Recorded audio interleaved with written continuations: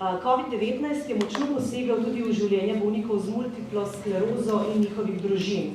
Na začetku epidemije je zaradi širjenja koronavirusa zdravljenje bolnikov najprej celo zastalo.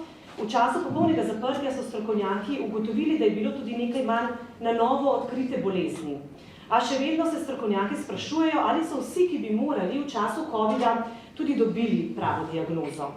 Nekateri morda niso prišli do zdravnika, nekateri so odlašali. Posledice, ki jih je pustila epidemija, pa niso le telesne, vse večje duševnih stisk pri bolnikih in tudi pri njihovih svojcih. In na vse to bodo odgovorile današnje sogovornice. Najprej pozdravljam Renato Žohar, predsednico društva Spoznajmo multiplo sklerozo. Prave statistike ni, pa vendar kaj opažate, se je bolnikom zdravstveno stanje v času COVID-a poslabšalo?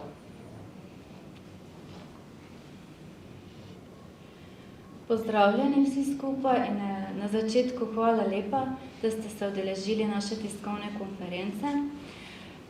Ja, drži. V začetku, ko se je COVID začel, je v resnici obstalo vso zdravstvene storitve za področje multiple skleroze. Je pa res, da so se potem določeni centri v Sloveniji zelo znašli in postavili nekako stvari na svoja mesta. Sprašujemo se, ali je bilo manj odkritih diagnoz bolnikov za multiplo sklerozo.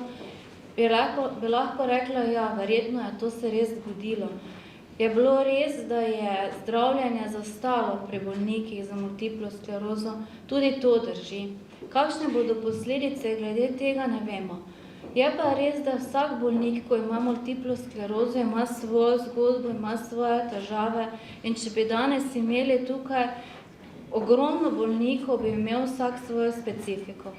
Ne smemo pozabiti na bolnike za multiplo sklerozo in tudi vse ostale, ki so bili v domovih upokojencev, kakšne stiske so tam doživljali.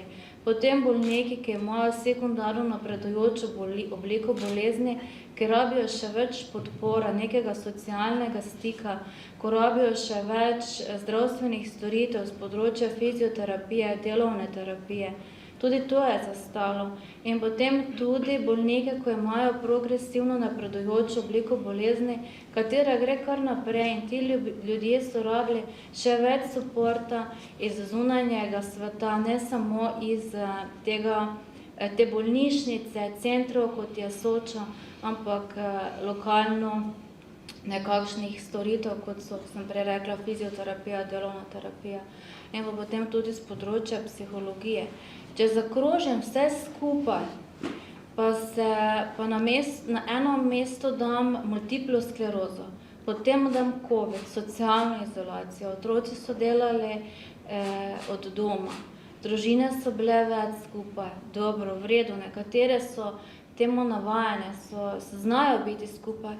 Verjamem pa, da marsikdo tega ni zmogel, zelo težko so to družine preživljale ta čas skupaj, otroci bili doma. Pogosto slišimo, da rečemo, se pri otrocih pa to gre tako vse lepo skozi in ni nobenih problemov, otroci se bodo najlažje prilagajali. Res lahko rečemo, v tistem trenutku se tako vidi. Kaj pa potem? Jaz sem prepričana, da bomo posledice COVID-a še kar odsluževali en čas. Pravo še nas komaj čaka. Trenutno situacija je takšna, kot je. Kaj pa bo se potem skristaliziralo? Kakšne travme so se oblikovale v tem času? Pri otrocih, pri bolnikih in pri svojcih. Tega pa ne vemo. Na to moramo biti pripravljeni in biti pozorni. Prav ta namen, biti pozoren in pripravljen na te situacije, je tudi ta tiskovna konferenca danes. Tudi marec smo vzeli zato, ker je v marcu dan žena, materinski dan in tudi ne smemo pozabiti na 40 mučenikov. Torej partnerski odnos, kateri potem oblikuje naše otroke, naše odnose in naše družine v prihodnje. Rada bi šla še malo širše. Tudi širše družine so.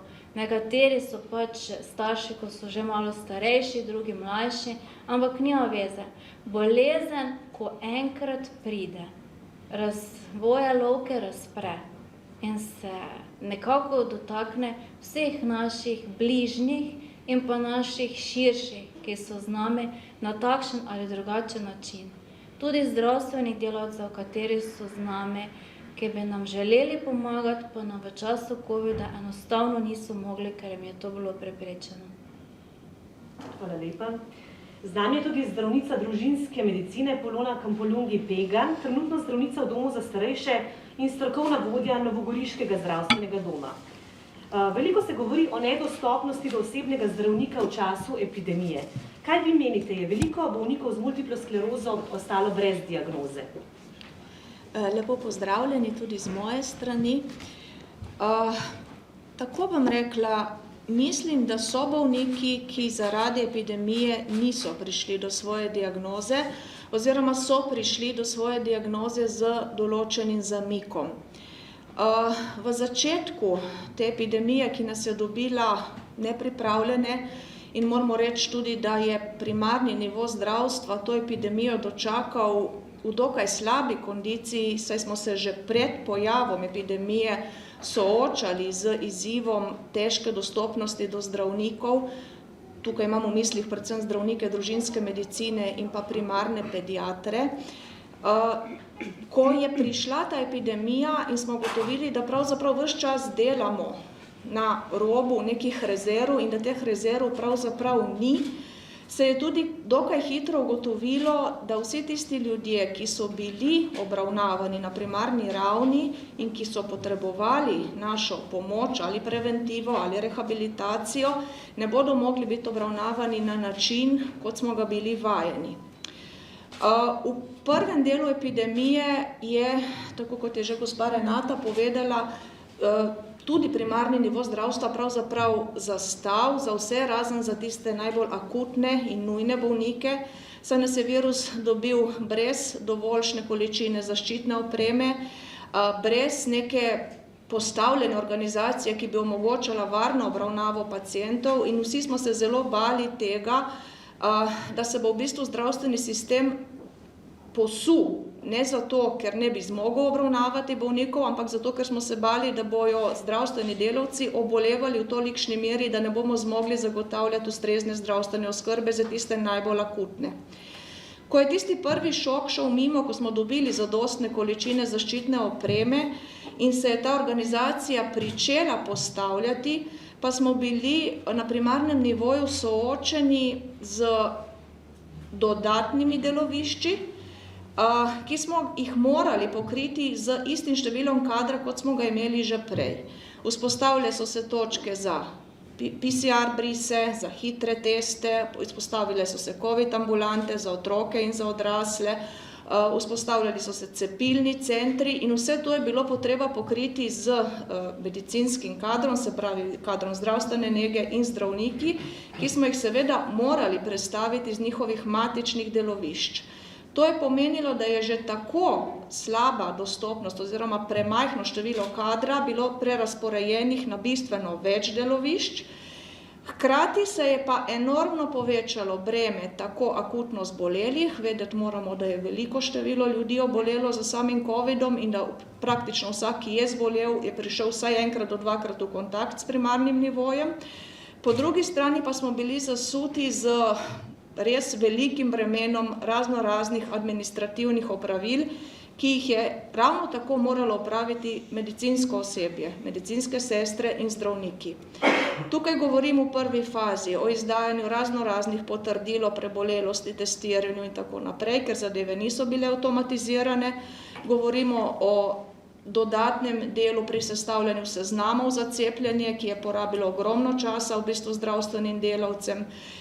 In vsa ta opravila so odžirala ta dragoceni čas, ki bi moral in bi lahko bil namenjen pacientom, ki so potrebovali našo pomoč tudi zaradi drugih bolezni. Zaradi vsega tega se je enormno povečalo tudi število klicev ambulante, kar pomeni, da so bile ambulante s klici zasute, ljudje pa zelo nezadovoljni, ker do ambulant telefonsko skoraj ne morejo priti, ker so linije ves čas praktično zasedene. Odprle so se nove poti komuniciranja po elektronski pošti oziroma elektronskih platformah, ki so sicer čisto koristne in dobre za enostavne zadeve, za naročanje receptov, naročanje kontrolnih napotnic, za manjše, kratke probleme, izkazale so se pa za zelo neugodne oziroma celo zelo tvegane pri obravnavanju pacientov s kompleksnejšimi simptomi. In če se tukaj pogovarjamo o pacientih z nekimi simptomi multiple skleroze, ki bi lahko pomenile multiplo sklerozo, seveda to niso pacienti, ki bi jih bilo moč obravnavati po telefonu ali po elektronski pošti. To so pacienti, ki zahtevajo oseben pogovor, natančno anamnezo in tudi natančen klinični pregled. Poleg tega, da se je zmanjšala dosegljivost do osebnih zdravnikov, moramo povedati, da je ta diagnostika zastala tudi iz drugih razlogov. Eden je bil ta, da se kar pomemben del ljudi ni upal, vsaj v tistem prve pol leta do 3/4 leta epidemije prihajati k zdravniku. Mi smo to opazili v urgentnih centrih, tisti, ki dežuramo, da v bistvu so ljudje prihajali v zelo slabem stanju, ker se niso upali zaradi strahu pred okužbo prihajati prej, poiskati zdravniško pomoč.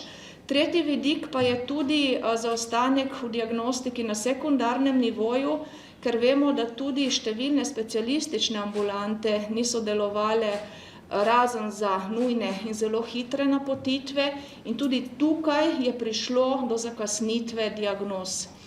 Omenila bi še en zelo pomemben vidik, ker so bile diplomirane medicinske sestre iz ambulant družinske medicine v veliki meri prerazporejene na druga delovišča, na cepljenje COVID ambulante, COVID brise, je tudi preventiva delovala v zelo okrnjeni obliki. To pomeni, da tudi ljudje, ki so imeli že odprej znane kronične bolezni, niso bili ustrezno vodeni oziroma vabljeni na te kontrolne preglede. Vemo pa tudi, da prav pri multipli sklerozi velja, da je zelo pomembno, da so vodene tudi ostale kronične bolezni. Oseba z multiplo sklerozo ni multipla skleroza. To je oseba, ki ima sicer to bolezen, ampak je oseba, ki je oseba z neko svojo življenjsko zgodbo, vpeta v neko svojo družinsko, profesionalno življenje, v neko lokalno skupnost. In tukaj bi moral primarni nivo odigrati to svojo vlogo, da to osebo sprejema kot osebo vsej njeni celovitosti in da kljub znani diagnozi multipla skleroza ob nekih težavah pomisli tudi na morebitna druga obolenja. In ker so ta preventivni obdobni pregledi niso izvajali, je marsikatero obolenje, ki je pridruženo tudi tej osnovni bolezni, bilo slabše vodeno. In tudi to se nam bo tako pri bolnikih z multiplo sklerozo kot pri ostalih bolnikih poznalo še nekaj naslednjih let. In resnično si želimo, tisti, ki delamo na primarnem nivoju, da bi se razmislilo o drugačni obliki, o drugačni organizaciji dela, ki bi omogočala, da se lahko zdravstveni delavci posvečamo predvsem bolnikom, se pravi zdravniki, da se posvečamo predvsem diagnostiki, zdravljenju in spremljanju naših bolnikov in da se manj časa namenja nekim administrativnim, rutinskim, tehničnim opravilom, ki bi jih čisto lahko prevzel nek drugi podporni kader. Hvala. Hvala lepa. Morda bi vas vprašala še to, kdaj bi se lahko ta komunikacija med bolnikom pa zdravnikom spet vrnila na staro? Torej, veliko ukrepov smo že odpravili, na COVID skoraj pozabili, ampak še vedno pa je ta dostopnost enaka kot med samim COVID-om. Jaz osebno mislim, da tako, kot je bilo pred COVID-om, ne bo več. Razlogov je več. Prvič, družba se je v tem času spremenila, predvsem mlajše populacije so se zelo navadile uporabe teh digitalnih medijev, ker je to zelo udobno. To pomeni, da dokler imamo mi odprte elektronske poti, v ambulante prihaja veliko število teh sporočil elektronskih, na katerega smo dolžni se odzvati, kar pomeni, da ta sporočila oziroma ta komunikacija, telefonska in elektronska, sedaj zavzame tisti čas, ki je bil prej namenjen fizičnim pregledom. Jaz celo osebno menim, da je dobro, da se morajo ljudje na pregled naročiti, ker se je izkazalo, da na ta način ni nekega čakanja, da če imamo paciente naročene na 15 minut in se tega tudi držimo, da smo s tem vsi bolj zadovoljni. Zdravstveni delavci, ker imamo red, ker nimamo polne čakalnice, ker si lahko planiramo delo in hkrati tudi pacienti, ker se na ta način spoštuje njihov čas. Vendar, ob trenutni razporeditvi dela in trenutni kadrovski pokritosti je treba pač upoštevati, da je ta telefonska in elektronska komunikacija, ki marsikomu ustreza, zavzela velik del ordinacijskega časa. Se pravi, dokler imamo mi odprta 3 vrata in ljudje vstopajo v sistem skozi 3 vrata, imamo pa enako prostora, se bo pač to prerazporedilo na te 3 načine komunikacije.